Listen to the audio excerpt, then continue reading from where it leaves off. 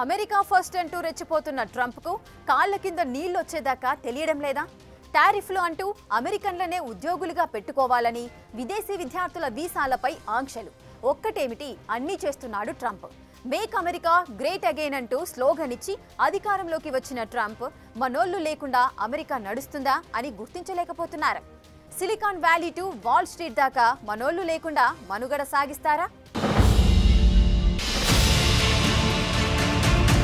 మనపై Trump tariff bomb drop చేశారు. Indian standard time ప్రకారం ఆగస్టు 27న ఉదయం 10 గంటల నుంచి 50% సుంకాలు అమల్లోకొస్తాయి. అమెరికాలోకి ప్రవేశించే ఇండియన్ ప్రొడక్ట్స్ పై 50% టారిఫ్లు వర్తించబోతున్నాయి. Department of Homeland Security Bharat కు నోటీసులు ఇచ్చింది కూడా. ఆగస్టు 7 నుంచి మనపై 25% టారిఫ్స్ వేశారు. ఇప్పుడు మరో 25% అదనపు బాదుడన్నమాట.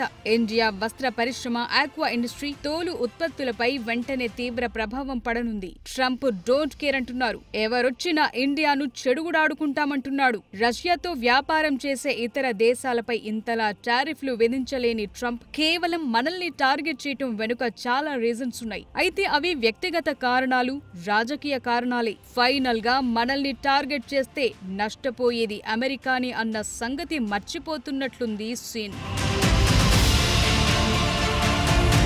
మనం రష్యా నుంచి ఆయిల్, ఆయుధాలు కొంటున్నామన్న అక్కసుతో ట్రంప్ భారత్ పై 50% టారిఫ్ బాంబ్ వేశాడు. అయితే ట్రంప్ చర్యలతో భారత్ డీలా పడిపోలేదు. ఎలాంటి పరిస్థితి వచ్చినా తట్టుకునేందుకు రెడీ అంటోంది. సమురు ఎక్కడ తక్కువగా వస్తే అక్కడే కొంటామని ధీటుగా బదులిచ్చింది. అంతేకాదు అమెరికాకు పోస్టల్ సర్వీస్లను తపాలా శాఖ నిలిపివేసింది. నువ్వు యాక్షన్ ఇస్తే మేం రియాక్షన్ ఇస్తాం, తగ్గేదే లేదంటోంది.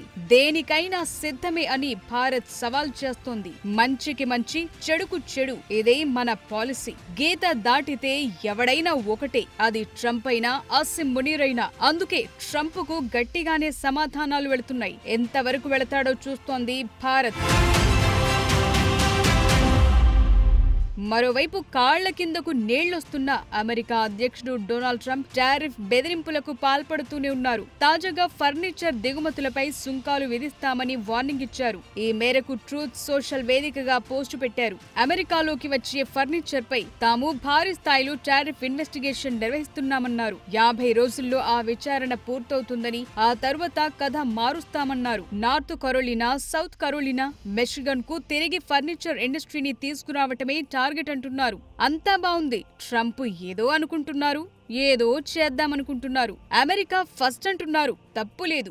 ఎవరి దేశం వారికి గ్రేట్. కానీ ఎవరిపైనో కోపం ఇంకెవరిపైనో చూయిస్తేనే మొదటికే మోసం వస్తుంది. ఇప్పుడు భారత్ విషయంలో ట్రంప్ అనుసరిస్తోన్న విధానాలతో ఆ దేశానికి ఎంత నష్టమో ఇప్పుడు చూద్దాం. భారత్